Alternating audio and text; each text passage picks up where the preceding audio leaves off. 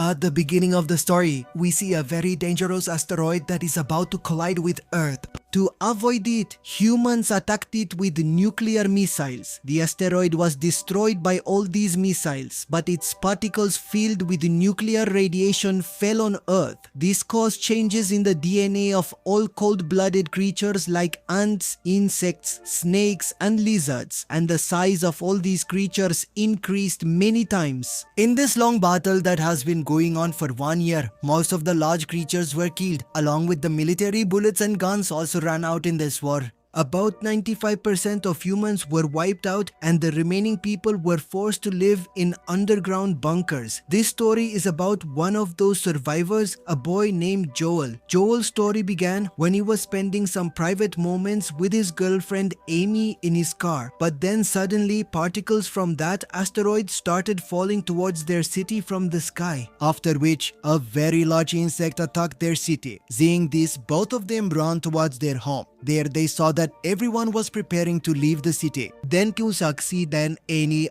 I do Sumaya I then के Amy and Joel had to separate. Before leaving, Joel told Amy that he would find her soon. On the way, Joel's family got caught in the attack by these creatures. Joel managed to get out of the car, but his parents were trapped inside. In her last moments, Joel's mother told him to run. As soon as Joel unwillingly moved forward from there, a gigantic creature stepped on their car. Seeing his parents die in front of his eyes, Joel was stunned. The people around put Joel in a vehicle to take him away, but Joel couldn't recover from this incident. 7 years have passed since this incident. Joel is now with the same people who saved his life. In this bunker, everyone lives with their partners except for Joel. Joel still hadn't recovered from his parents' accident, and due to his anxiety, he wasn't sent outside, and since then, a nervousness had settled within him. As soon as he saw these creatures, he would be stunned. He couldn't do anything. Due to this nervousness, he was never sent outside. Joel would cook for everyone inside the bunker, clean, and for the past 7 years, he had been living his life like this. Then one day, a very large ant entered their bunker. All the men in the group got ready to fight it. Joel also wanted to be part of this fight, but the others refused to let Joel come. Now, a group of 4 people went to kill this creature, and everyone else was watching the fight on a thermal camera. Now, the big ant caught one of these 4. Seeing his companions in trouble, Joel couldn't hold back and went there to save them. Then to Siyuki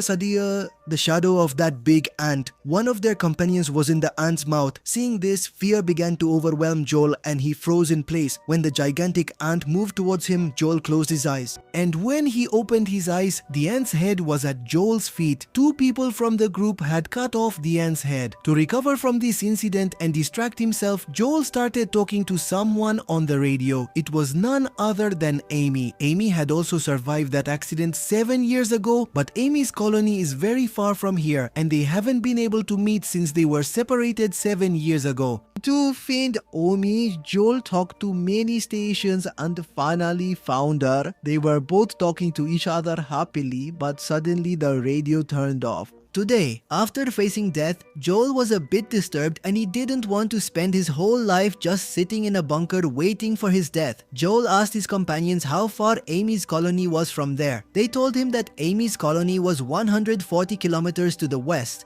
It's built on a beach. Joel said that he wants to go there. His companions explained that it would take at least 7 days to get there, and even a trained person couldn't survive more than 3 or 4 days. You would die in an hour, son. But Joel had made up his mind. He would either meet Amy or die trying. Joel also somewhat felt that he wasn't worthy of living in this bunker with these people. He was just a burden here. But in reality, it is not like that. Joel's friends loved him very much. They even made a map to help him reach Amy. Now, after so many years, Joel had come out of that colony. Amy's colony is 140 kilometers to the west, but Joel had no idea which direction was west. Without looking or understanding, Joel moved forward. After walking a short distance, Joel heard the sound of a large creature. He went to hide in a nearby house, but there was already a big frog in the pond there. As soon as Joel saw this creature, he froze again. Just as the frog attacked Joel with its tongue, someone pushed Joel aside. It was none other than a dog. Then the frog attacked again and caught Joel's leg with its tongue. Aussie!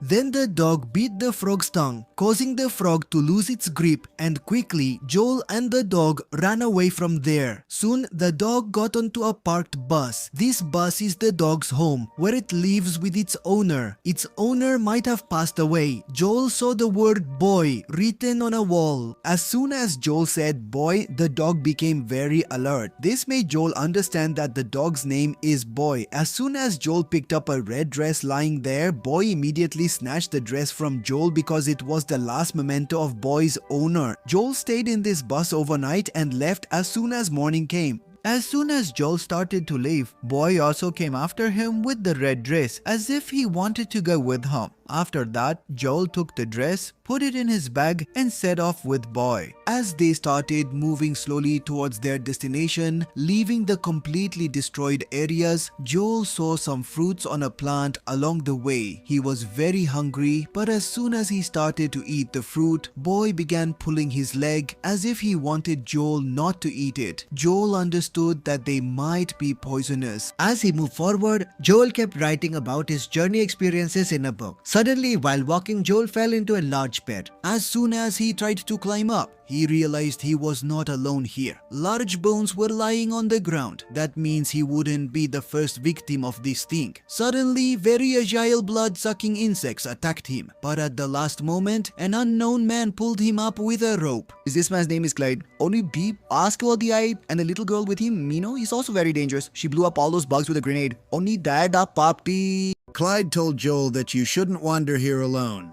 In response, Joel said that he is not alone. He has a dog with him and is going to his girlfriend Amy's colony to find her. Clyde said he is heading north where there are mountains and snow because there is a special colony there, and due to the cold, these creatures do not come there. Clyde said that for a short distance, they have to go together. So if Joel wants, he can go with them. After walking for a while, they stopped on a mountain. Mino was teaching Joel how to shoot arrows, but Joel's aim was very poor. Mino explained that her father was the best archer in their colony, but when a pack of these dangerous creatures attacked their colony all at once, Mino's father, along with Clyde's son, was killed. Since then, Clyde and Mino have been searching together for a safe colony where they can live comfortably. Just then, Clyde saw a creature coming towards them from the forest. Clyde told Joel that this creature has now caught your scent, so it will follow you for a long time. Anyway, they soon left from there. Actually, Mino and Clyde have been surviving on Earth for quite some time, which is why they know a lot about these creatures. Moving forward, Clyde saw a very large snail.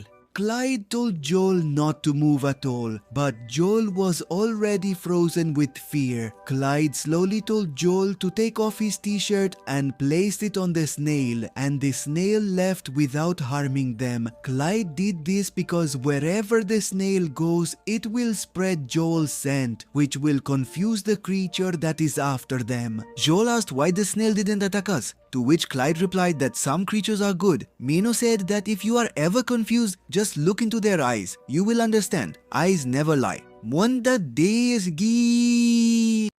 At night, they stopped at a place where they ate. But as soon as they started to rest, Clyde woke them up because the smell of their food would attract other creatures, and staying here would not be without danger. The next day, Mino gave Joel crossbow training again. Mino said to shoot the arrow with a completely calm mind, and whenever Joel did so, every arrow hit the target perfectly. Seeing this, Mino was very happy and hugged Joel. At this young age, Mino, who was away from her family, started seeing Joel as her big brother.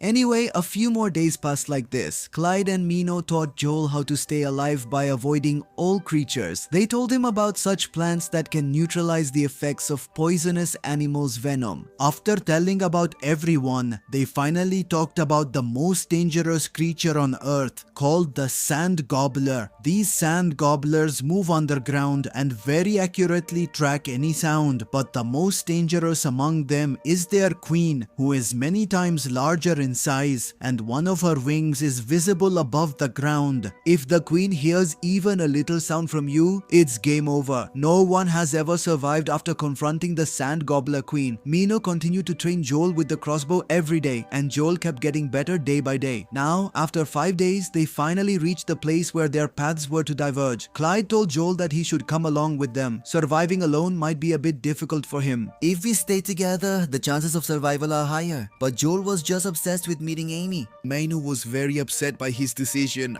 Joel explained to him that Amy means a lot to me. Mino hugged Joel one last time. Meanwhile, Clyde gave Joel a grenade while leaving and said to use it only when absolutely necessary. After pulling the pin, count to 5 and then throw it. Remember to count to 5. Now both camps went their separate ways. Now Joel and Boy have to cover a distance of 50 kilometers alone.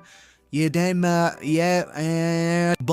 this journey was going to be very difficult. After walking some distance, they both reached a place where the boy started behaving strangely, and now he did not want to go further. Out of fear, he hid under a pedal boat. Joel was just telling the boy to come out when suddenly many legs emerged from under Joel's feet. It was a very large centipede. Joel fearfully took out his crossbow. But this creature came very close to Joel. It was about to grab Joel with its tail when it got scared by Boy's barking and attacked Joel with its tail, throwing him far away. Now to kill Boy, the creature surrounded the boat from all sides and overturned it. Meanwhile, in front of Joel's eyes, the scene of losing his parents played again. But this time, Joel didn't freeze.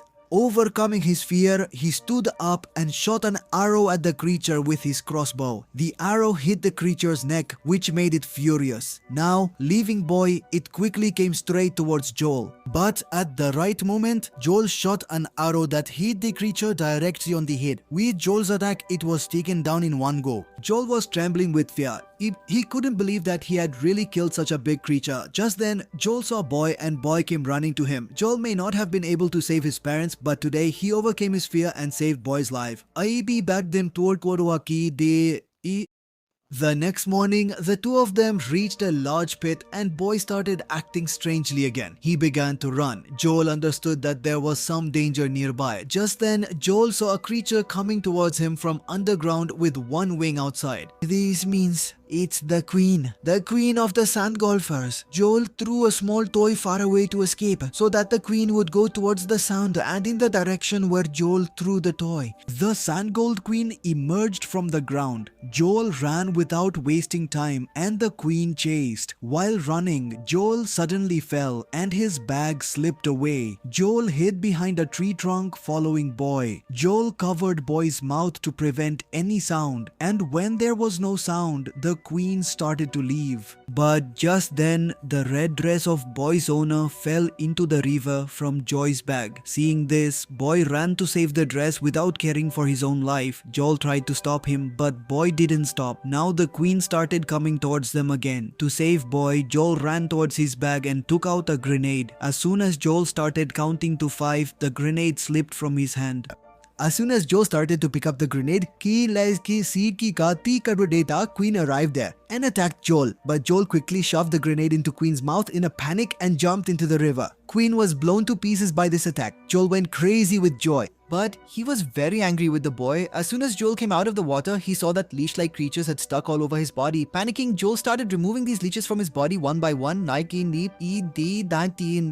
He also holds Boy responsible for this entire incident. Joe was scolding Boy, saying that because of this lousy dress, both of our lives could have been lost. Boy got angry at this and left Joel alone. Soon, Joel started to stagger from the leech's poison. Due to the poison, he began to hallucinate. Things started appearing. In this dazed state, he went a little further and fainted. Then he saw the plant that could counteract the poison. Joel quickly ate the plant and in a dazed state continued to move forward. But he didn't have the strength to walk much further.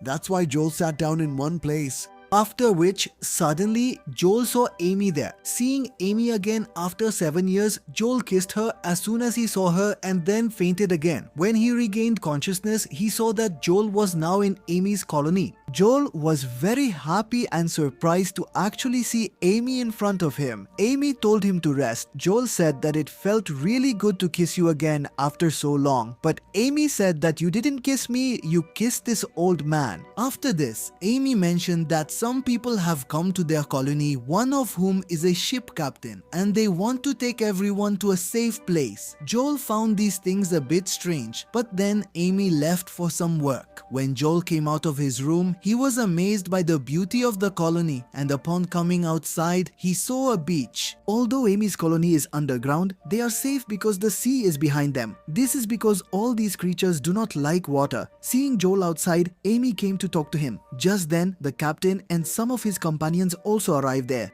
Amy introduced Joel to the captain and mentioned that he has traveled for 7 days to reach here. The captain was quite impressed by this and shared that he was in the army before and now takes the remaining people to a base with his ship. There, they can live comfortably away from these dangerous creatures. When Joel and Amy got a moment to talk alone, Joel asked Amy why she didn't seem as happy to see him even though he had come all this way just to meet her. Amy explained that a lot had changed over the years. She had lost her parents and last year also lost the person she loved deeply. Hearing these, Joel's world was shaken. Now Joel realized that before coming here, he should have asked Amy if she even wanted to meet him. But Amy said it was her fault. She should have told Joel everything on the radio beforehand. But Amy said that I am still happy that you came here. Now we will go with the captain and get rid of these creatures forever.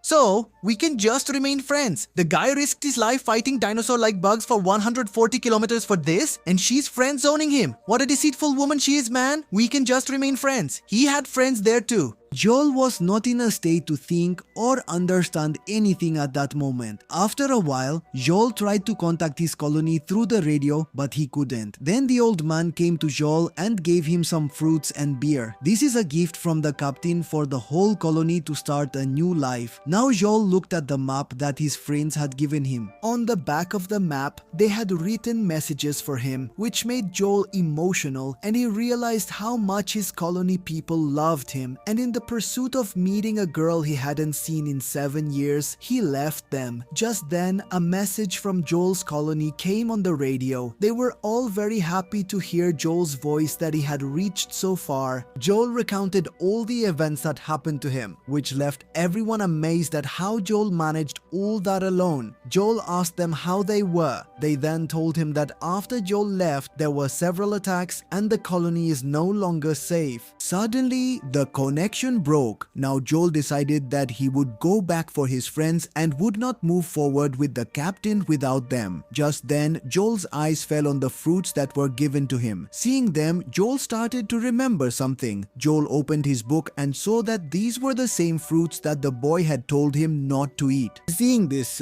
Joel ran to Amy, but outside, everyone was swaying under the influence of these fruits. Joel tried to explain to Amy, but one by one, everyone started to faint. Just then, Diana attacked Joel from behind. When Joel regained consciousness, he saw that all the people in the colony were tied up. In fact, this is what the captain does. He goes to different colonies and steals their food and supplies. The captain asked where to get fuel to run the ship. That's why they had captured a very large crab that pulls their ship, and in return, they make the people from the colonies they loot into food for the crab. As soon as the captain pressed the button on the remote, a dark shadow began to move towards them from the sea. All the people started trying to escape from there. Just then, Amy tried with all her strength to free her hands and she succeeded. With this, she also freed the sack. Amy said, "I will handle these 3 people, you take care of this crab." Now Amy, taking a piece of the gate, ran towards one of the men, dodging bullets and attacked him, after which both of them fainted. On the other side, the crab was coming closer. Joel picked up a nearby rod and ran towards the crab. As soon as the crab jumped at Joel, he struck it with his rod, knocking it over. Due to falling upside down, the crab was unable to get up. As soon as Joel moved forward to hit the crab, the captain gave the crab a strong electric shock with his remote, after which the crab stood up with a jolt and attacked Joel fiercely. When Amy regained consciousness, she saw Diana in front of her, and a fight started between them, but Diana easily defeated Amy. Meanwhile, Kekara was heading towards Joel. Suddenly, Boy came there and stood between the crab and Joel. The crab calmed down a bit upon seeing Boy. The captain told Diana to kill this dog. As soon as Diana got hold of the rocket launcher, Amy struck her hand, causing Diana to miss her aim, and the grenade hit the crab directly. This attack injured the crab severely. Then the captain himself came down and hit Amy so hard that she lost consciousness. The grenade made the crab very angry and it started moving towards the captain to attack him, but the captain shocked it again and the crab turned back towards the pit. Meanwhile, Joel told Boy to go to Amy. For her safety, Boy somehow tried to wake Amy up. Seizing the opportunity, the three thieves escaped from there and the creature was now attacking Joel one after another. Just then, Amy regained consciousness and picked up the grenade gun lying in front of her. Now, this creature grabbed Joel by his leg. Joel asked Amy for the gun. Quickly, Amy gave him the gun and Joel was about to pull the trigger. But then he looked into the crab's eyes. Joel suddenly remembered Minu's words that by looking into any creature's eyes, one can tell if it is bad or not. In this creature's eyes, Joel only saw pain caused by the chain that was being used to shock it repeatedly. Joel aimed at the chain and freed the crab, after which the crab did not attack Joel at all. As soon as Joel fell down, Amy came to him. Then the crab also started approaching Joel, but it stopped as it got closer, as if it wanted to thank Joel for its freedom, and then it started moving towards the captain's ship. The captain had reached the ship by this time. Moti nasty moki. He tried to shock the crab with his remote, but nothing happened. Now he understood that he was about to fail. After that, the crab took each of them out alive one by one and also destroyed their ship. After all this, Joel was now ready to return to his colony. But after seeing the bravery with which Joel saved Amy and her entire colony, Amy started liking Joel again and asked him to stay. But Joel said that my friends need me, so I must go. Joel gave Amy a book he had written to fight these creatures, in which he had written their weaknesses. Joel thanked Amy because it was because of her that he came here, and this journey changed his life. As he was leaving, Joel gathered the courage and kissed Amy, after which Amy said, "You traveled 140 kilometers for me. This time I will come looking for you."